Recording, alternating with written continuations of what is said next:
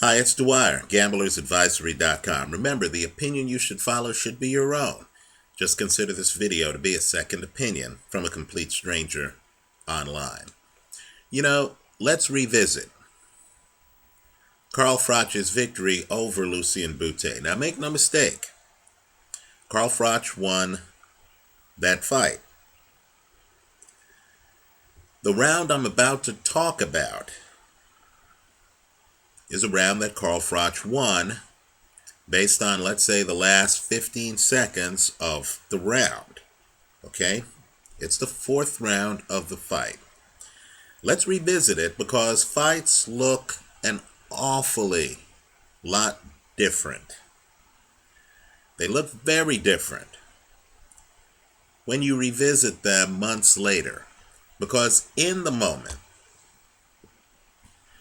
you're really caught up in what your expectations were going into the fight. So if one fighter greatly exceeds expectations, that's going to color how we see things. Also, if one fighter does well early, even when the other fighter has recovered, some will shade their scoring of the later rounds based on the strong impression made by one of the combatants in the early rounds. So if you'll indulge me for a moment, if you'll go to my channel page, right, youtube.com/Dwyer70905.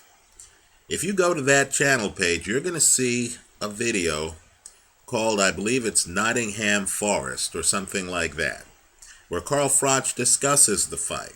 And all I want you to do is, when the fight action starts for the fourth round, what I want you to do is to kill the volume. Just watch the fight as you would if you were at the fight.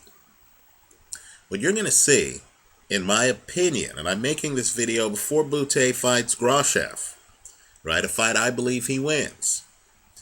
But what you're going to see is a faster fighter, Lucian Bute. Quite frankly, showing you skills and reflexes that, in my opinion, are superior to Carl Froch's.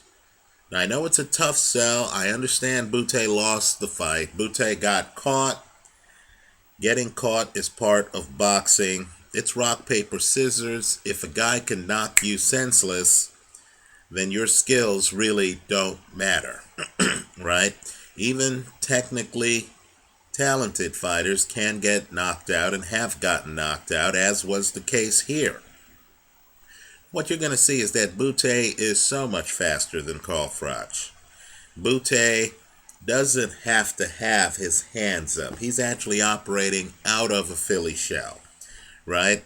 He's a southpaw. He's even starting to close the distance on Froch. It looks like he has the superior foot speed. Carl Froch can't even land a jab on Bute. Bute at times comes around and is even able to land straight lefts, right? I'm not saying the round's lopsided. All I want you to do is to just look at the round silently and ask yourself who you have winning that round after the first 2 minutes and 20 seconds. Let me go one step further. Bute makes a mistake. Bute's so confident, too confident, in his defensive abilities against a fighter whose power shots are looped, right?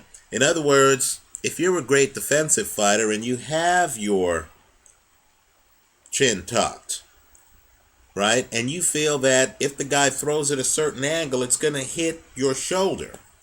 And if he changes that angle on you, and Froch can actually throw straight punches when he gets up close, right?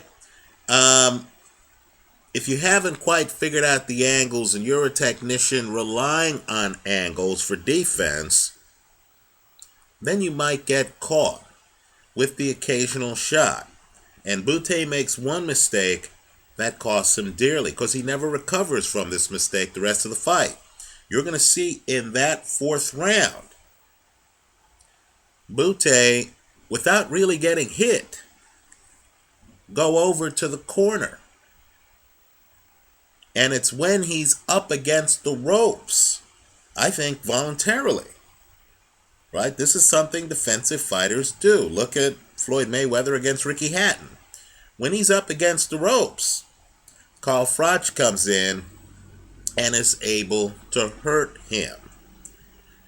Should these men have a rematch, and if Bute realizes that he needs to keep the fight in the middle of the ring, he can't take some of the chances that he took in the first fight, and that Carl Froch, in addition to having a great straight uppercut that he can throw from distance, right, can actually hurt you up close with straight punches.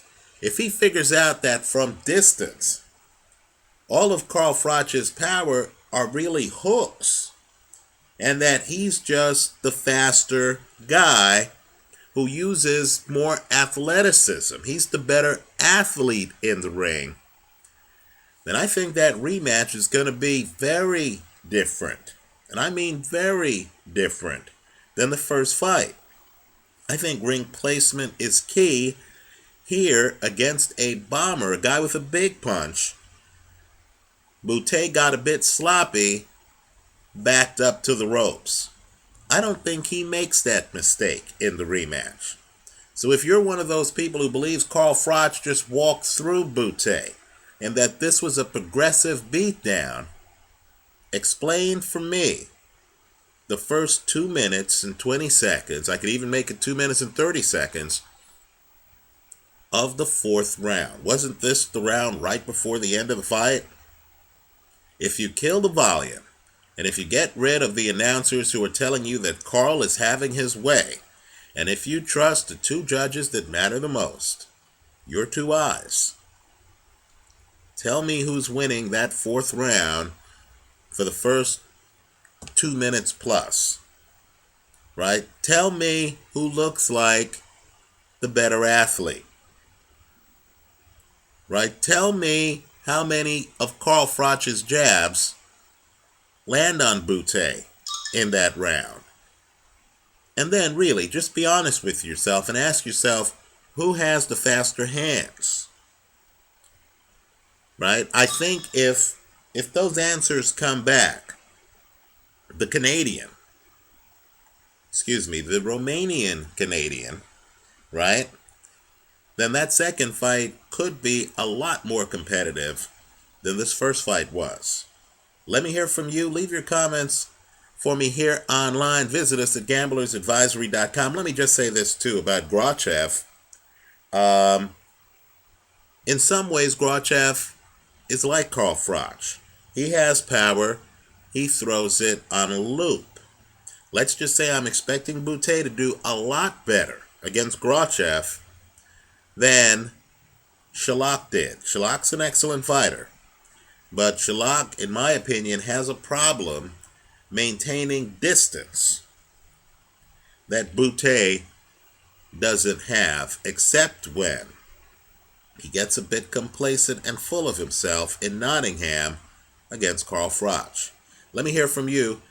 Thanks for indulging me on this video.